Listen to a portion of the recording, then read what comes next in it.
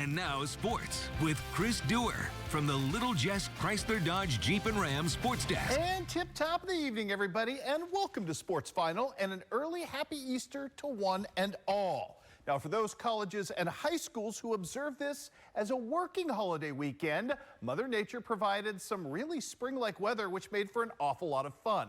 We also had a number of matinee days today with games taking place because there was no school. We start off today in Hamilton, West Hancock hosting Canton, Missouri. This was an interesting game from start to finish. How about the great pitching effort right here, right out of the gate from Braden Carter, who would start off the Titans strong with a strikeout here to end the top of the first. The Titans were threatening bottom of the first. Braxton Scott shoots a dying quail to left. Caden Oliver is credited with an amazing catch. Probably should have credited him with amazing acting on this one, as that ball, as you see on the slow-mo, as Caden kind of reveals and gives away right there, was caught on a bounce. Still good work for him. A little bit later, Braden Carter again getting out of the second with a strikeout as well. Top of the third, though, Canton's bats come to life. One night after hitting 2 home runs, Preston Brewer goes to work right here with an RBI double. That stakes Canton to a 1-0 lead, but the Tigers are not done yet. Drew Gottman, who's a really good all-around player, does it all behind the plate as well. The sac fly here stakes Canton out to a 2-0 lead. Not the sexiest of highlights, but you know what? In unsexy fashion, West Hancock would respond with a sac fly of their own in the bottom of the third. Jacob Martins makes that happen, halves that lead at 2-1. Then the big fun comes right here. It starts right here with Etha Schmidt, the 9-hole hitter. Man, what a piece of hitting right here. Part of a 6-run fourth inning with that 2-run single. Set up Hoyt Tripp, who was a monster today. 3 for 3 in his first at-bats in this one, including this one, an RBI single to extend the lead. Then Braxton Scott got a measure of revenge on Caden Oliver and on Canton in general with a 2-run single right here to extend the lead to 6-3. Top of the 7th, Canton would actually bring the tying run to the plate, but Grayson Conkright would take care of business and shut this thing down, as he often does. Power fastball right there, 7-4, your final in favor of West Hancock. Meanwhile, also early in the day, Liberty paying a visit to Camp Point Central. Connor Griffin on the bump, trying to work his way out of a jam right here, and the strikeout worked well for him as he was staked to an early 4-0 lead. Nate Peters going to lead things off for Central with a triple to left field coming up right here. Nice piece of hitting for him. Going to take advantage with some good base running. Set up Connor Griffin to go big right here. Towering 2-run shot. I should have said the Panthers were trailing 4-0. This cuts into the Liberty lead, which is now just 4-2.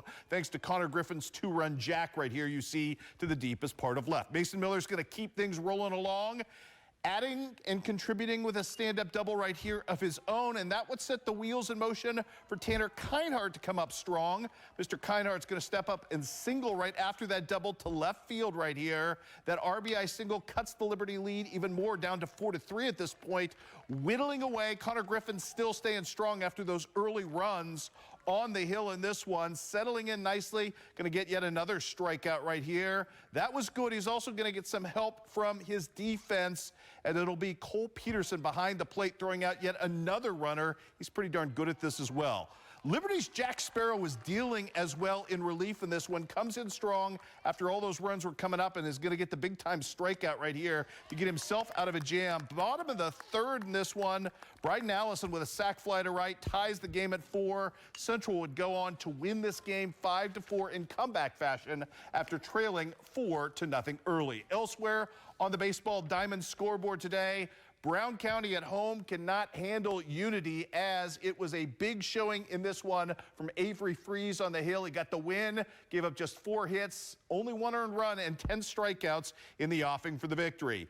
Big time showdown today at Pittsfield as well. The Saukees get the win over West Central in this one. 5-2 was your final. Luke Sachs with a couple of ribbies in this one. Connor Allen, great on the hill today. Gave up 2 earned runs, but struck out 10 in the offing as Pittsfield gets the win over West Central 5-2. Illini West stays red hot. They blow out Biggsville West Central, playing up today in La Harpe. Ethan Carlisle with the win and the no-hitter for his squad today. Also struck out 11 in the offing. Beardstown a winner over Southeastern in extra innings, 6-5 your final there. And in Missouri, Van Far with a 15-0 run-over win over Wellsville. How about some softball for you? Western and Southeastern, really good hitting Western team. You know what? Southeastern had answers today. It was a pitcher's duel early, and Kinsey Griswold, I should say, gets majorly helped right here by Kayla Martins with a juggling act at first. Good enough for the out, and then Miss Griswold going to do it of her own accord with a high heat right there, the strikeout, the little rise ball fun, I should say, at the back end of that. Here comes the run support for Miss Griswold. Katie O'Neill, she had a big day today. 2-run double right there for the Lady Suns catcher. And the very next batter, before we can even reset the camera, is Tegan Rigg, who's going to go right here with an RBI double of her own, hops the fence, and all of a sudden Southeastern has a lead. They're going to try to build on it. Meanwhile, Rachel McMullen, her team being no hit at this point, good piece of hitting right here, all the way to the deepest recesses of center field. But you know what? Zoe Griswold is there to take that away in support of her sister in this one. Then Kinsey just doing work. She's going to strike out the side right here. Believe this was the bottom of the fifth. 11 strikeouts on the day for her, and still had a no-hitter working at this point, at least according to Game Changer at that point. A little bit more from the strikeout fun right there. Then more support from the same two circumstances and same two suspects in this one. It would start with Katie O'Neill again. She had 4 RBI on the day, 2 RBI doubles in this one. Then again, Miss Rigg doing her thing with a 2-run double as well. She had 3 ribbies on the day. The run support was big. Miss Griswold just 1 out away from a no-no in this one. And Miss Stolte is going to break things up in the most heartbreaking way fashion. But Southeastern, or the most heartbreaking fashion possible, Southeastern gets the win tonight. 8-1 is your final over Western. Limited day of softball action. Macomb falls to A-Town. 13-2 was your final there. Also, Liberty today can't get quite enough on the road at Central as the Lady Panthers rally and hold on to win by the final count of 8-7. Tennis at the start of the Edwardsville Invitational today. A win and a loss for the Blue Devils as Mike Terry's team shows out big and bounces back after that Edwardsville loss with a huge win over Chicago Jacobs. We had college baseball today on the Hill. Culver Stockton, I should say, welcoming in Mount Mercy. And yes, the first of 2 in this one. Jordan Scott going to provide some defense right out of the gate for his guy, Anthony Ribas, who is your pitcher of note today and was a pitcher who deserved that notoriety today. He started off the first with a strikeout to end it. 4 Ks on the day, went 6 innings and looked really good doing it. Had early run support, and that always helps in this one. It starts with the pride of John Wood Community College. Mr. Tristan Menny right there.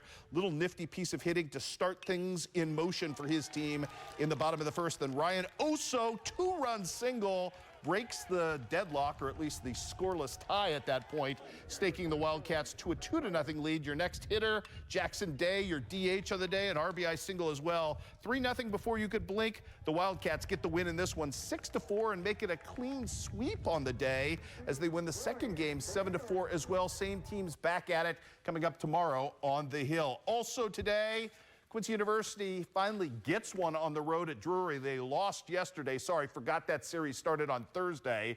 As I mentioned, Culver Stockton won that second game 7-4. Here's those Quincy University scores. As mentioned, Quincy University lost on Thursday because of the Easter weekend.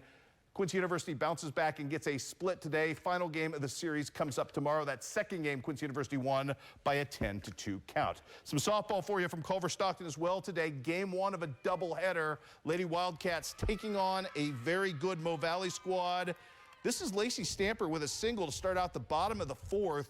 She's going to be followed up immediately by Riley Pakina, who is going to hit a double. Miss Stamper is going to try to score. She would not. These 2 hits back-to-back, part of a 3-hit day. That's all the Wildcats could muster in this first game at Mo Valley's expense. And Miss Stamper got cut down at the plate. Meanwhile, top of the 5th, 4 Mo Valley runs. This one on a long triple, and Culver Stockton falls in the first game by the final count of 7-0, but bounces back to win the second by the final count of 3-1. And that is how it all shakes down.